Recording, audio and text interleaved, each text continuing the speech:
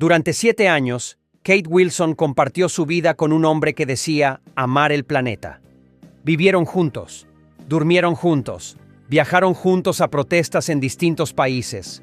Ella le confió sus planes, sus amigos, sus estrategias, sus dudas más íntimas. En 2010, descubrió que aquel hombre no existía. Su nombre era falso, su pasado era falso, su historia era una construcción. Y lo más inquietante, sus superiores sabían que estaba teniendo relaciones íntimas con mujeres a las que debía vigilar. Esta no es solo una historia de traición romántica.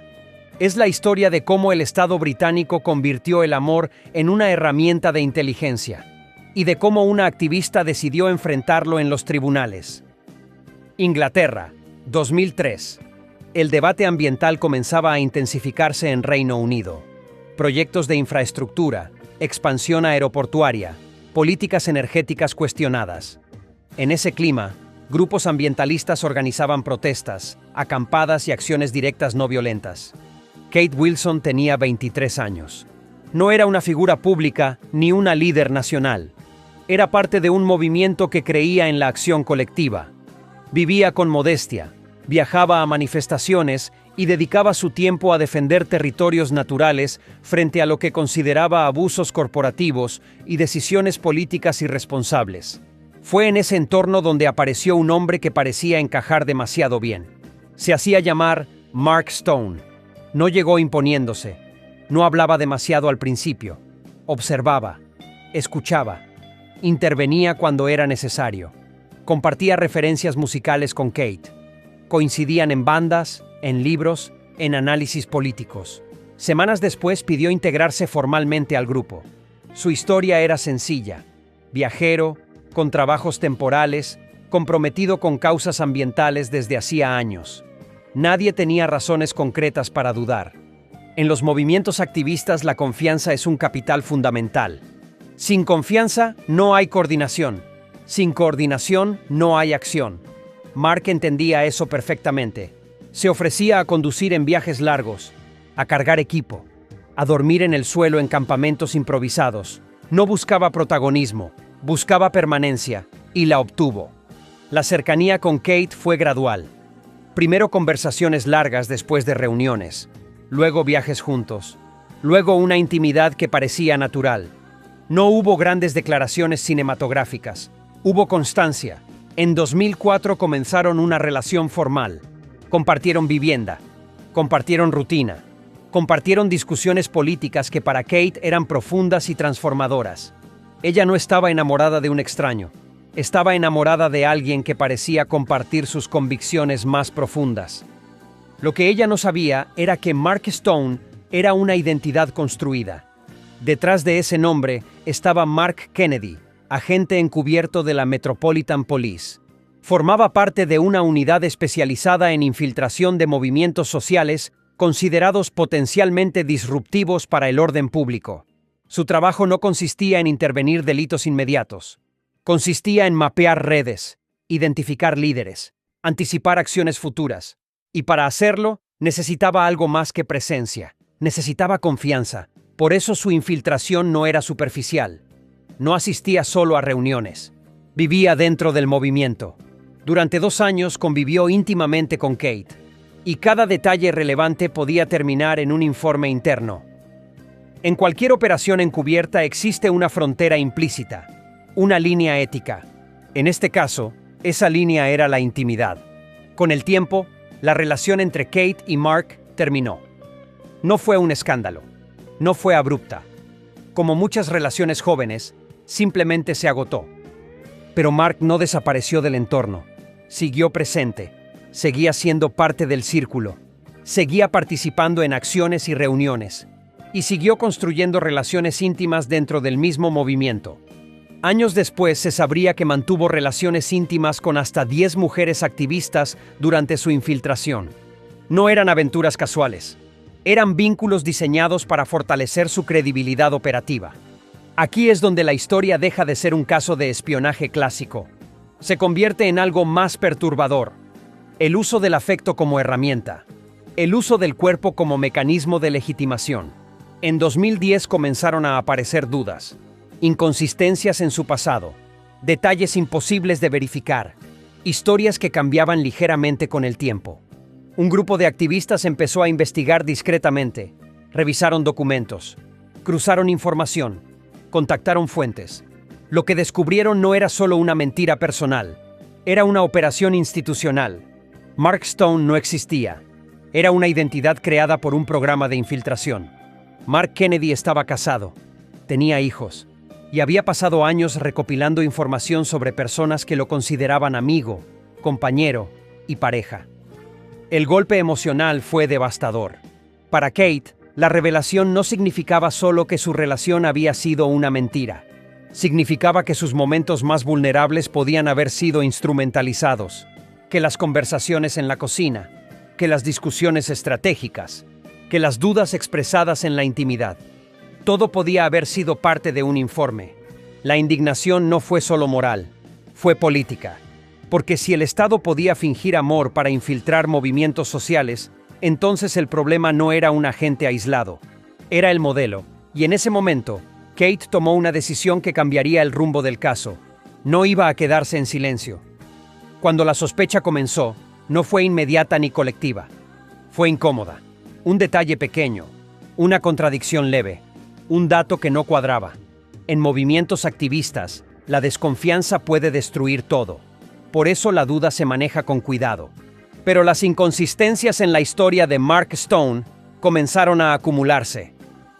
Fechas que no coincidían, versiones ligeramente alteradas de su pasado, lagunas imposibles de explicar.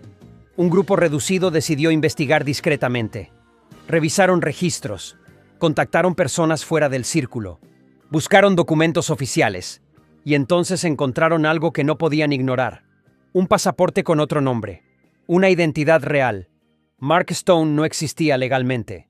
Su verdadero nombre era Mark Kennedy, agente encubierto. La revelación no fue pública de inmediato. Primero vino el enfrentamiento privado. Le mostraron la evidencia. Lo negaba parcialmente. Admitía fragmentos. Evitaba respuestas directas. Hasta que finalmente la estructura se derrumbó. Sí, trabajaba para la policía. Sí, había estado infiltrado durante años. Sí, había construido relaciones personales dentro del movimiento. La conmoción no fue solo rabia, fue desorientación. Durante años habían compartido viajes, planes, conversaciones estratégicas y vulnerabilidades emocionales con alguien que no era quien decía ser. La sensación no era solo de traición, era de exposición, porque una infiltración no es solo presencia, es recolección. ¿Había grabaciones? ¿Había informes detallados? ¿Había nombres y estrategias en archivos policiales?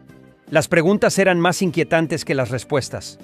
Cuando el caso salió a la prensa británica en 2010, el impacto fue nacional. No era un infiltrado ocasional. Kennedy había estado activo durante años dentro de la unidad especializada en inteligencia de orden público. Había viajado incluso al extranjero con activistas. Había participado en acciones que podrían haber terminado en detenciones masivas. Y lo más perturbador, no se trataba de un error individual. Se supo que existía un programa sistemático de infiltración de movimientos sociales. El caso ya no era romántico, era estructural. Kate Wilson entendió algo en ese momento. Si esto quedaba en escándalo mediático, el sistema absorbería el golpe. Necesitaba algo más fuerte que indignación pública. Necesitaba una decisión judicial. En 2011, Kate Wilson decidió iniciar un proceso ante el Investigatory Powers Tribunal. No era una demanda emocional, era una estrategia jurídica. La pregunta que puso sobre la mesa fue precisa. ¿Puede el Estado justificar relaciones íntimas falsas como parte de una operación de inteligencia? El tribunal no juzga moralidades, juzgaba la legalidad. Y para hacerlo, debía examinar documentos internos, protocolos de supervisión y el alcance del conocimiento que tenían los superiores de Kennedy. Aquí es donde el caso se volvió más complejo. Durante el proceso salieron a la luz comunicaciones internas. No había evidencia de que sus superiores ignoraran completamente las relaciones. Lo sabían, y no lo detuvieron. Eso transformaba el caso. Ya no era un agente que se había extralimitado por iniciativa personal. Era una estructura que toleró, o al menos permitió, que la intimidad fuera utilizada como herramienta operativa. El argumento central de Kate fue contundente. No se trataba solo de una relación bajo engaño, se trataba de consentimiento anulado, porque el consentimiento requiere información esencial. Y ella nunca supo que estaba compartiendo su vida con un oficial encubierto. Además, la infiltración afectó su libertad política. Si el Estado infiltra movimientos de protesta usando relaciones íntimas, el mensaje es claro. La participación política puede tener un costo invisible. Durante años el proceso fue técnico, lento y meticuloso, pero tenía implicaciones profundas. Si el tribunal determinaba que aquello era legal, establecería un precedente inquietante. Si lo declaraba ilegal, redefiniría los límites de la vigilancia en democracia. El caso dejó de ser personal. Se convirtió en un punto de tensión entre seguridad pública y derechos fundamentales. Y mientras el proceso avanzaba, más casos similares comenzaron a emerger en Reino Unido. Otras mujeres, otros agentes, otras identidades falsas. La dimensión del escándalo crecía, pero Kate mantuvo el foco. No buscaba revancha, buscaba límite. Porque si el Estado puede construir afectos falsos para vigilar disidencia política, la frontera entre protección y manipulación se vuelve peligrosamente difusa. Después de años de proceso, revisión de documentos internos y análisis de protocolos operativos, el tribunal emitió su decisión. No fue una declaración ambigua. El Investigatory Powers Tribunal determinó que las operaciones que afectaron a Kate Wilson habían sido ilegales.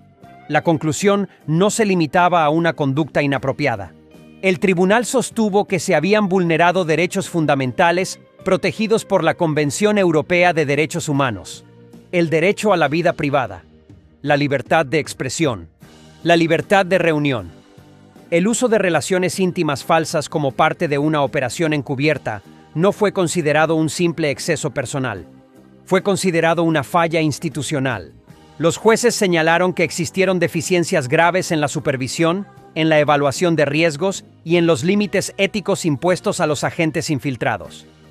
La compensación económica superó las 200.000 libras. Pero el dinero no fue lo central. Lo central fue el reconocimiento judicial. Por primera vez, una corte británica establecía que este tipo de infiltración cruzaba una línea incompatible con una sociedad democrática. Kate declaró públicamente que el fallo significaba algo más amplio que su propia historia. Significaba que espiar movimientos de protesta constituye vigilancia política. Y que esa vigilancia, cuando invade la intimidad, no tiene cabida en un sistema que se define como democrático. El caso dejó claro algo incómodo. El Estado puede cometer abusos no por descontrol momentáneo, sino por cultura institucional permisiva. Mark Kennedy ya no era el centro. El modelo operativo lo era. Y el modelo había sido cuestionado judicialmente. Pero la historia no terminaba ahí. Porque cuando un caso judicial revela un patrón, abre la puerta a algo mayor. Tras el escándalo, el gobierno británico anunció una investigación pública de amplio alcance. Se creó la Undercover Policing Inquiry para examinar décadas de operaciones encubiertas en Reino Unido. Lo que comenzó como una historia personal, empezó a revelar una red mucho más extensa. Durante años, agentes habían infiltrado movimientos sociales, sindicatos, organizaciones antirracistas y colectivos ambientales. En varios casos, mantuvieron relaciones íntimas bajo identidades falsas. Algunos incluso tuvieron hijos durante sus infiltraciones. El patrón era claro: identidades fabricadas, vínculos emocionales construidos estratégicamente, información recopilada desde dentro. El caso de Kate se convirtió en uno de los más emblemáticos porque logró algo que pocos logran frente al Estado: un reconocimiento formal de ilegalidad. No una disculpa superficial, no una indemnización discreta, un precedente. El impacto fue doble. Por un lado, expuso la fragilidad de los controles internos dentro de las fuerzas de seguridad. Por otro, abrió un debate incómodo. ¿Hasta dónde puede llegar la inteligencia estatal en nombre del orden público? La defensa tradicional de estas operaciones es la prevención. La lógica es anticipar amenazas antes de que ocurran. Pero cuando la prevención implica construir relaciones afectivas falsas durante años, la pregunta cambia. Ya no es solo si es efectivo, es si es legítimo. El caso obligó a redefinir una frontera, la frontera entre vigilancia y manipulación, entre seguridad y abuso de poder. Y ahí es donde esta historia se vuelve universal. Porque no se trata solo de Reino Unido, no se trata solo de un movimiento ambiental, trata de algo más profundo, la confianza. Las democracias funcionan sobre la base de la confianza mínima entre ciudadanos y Estado. Cuando esa confianza se erosiona, el daño no siempre es visible. No deja edificios destruidos, deja vínculos fracturados. Kate Wilson no buscó convertirse en símbolo, pero lo hizo. Su decisión de llevar el caso hasta el final obligó al sistema a mirarse a sí mismo y dejó una advertencia que va más allá del activismo. Cuando el poder decide infiltrarse en lo más íntimo de la vida humana, no solo recopila información, interfiere en la identidad. Porque el amor bajo engaño no es solo mentira, es intervención. Y cuando esa intervención viene respaldada por el Estado, la pregunta deja de ser personal, se convierte en política. Si la seguridad pública necesita fingir afecto para funcionar, ¿qué tipo de seguridad estamos defendiendo? Y más aún, ¿qué tipo de democracia queremos preservar? Ya lo sabes, si te gustó este video, suscríbete y activa la campana de las notificaciones. Con este simple hecho nos apoyas a seguir haciendo videos como este. Hasta un próximo video.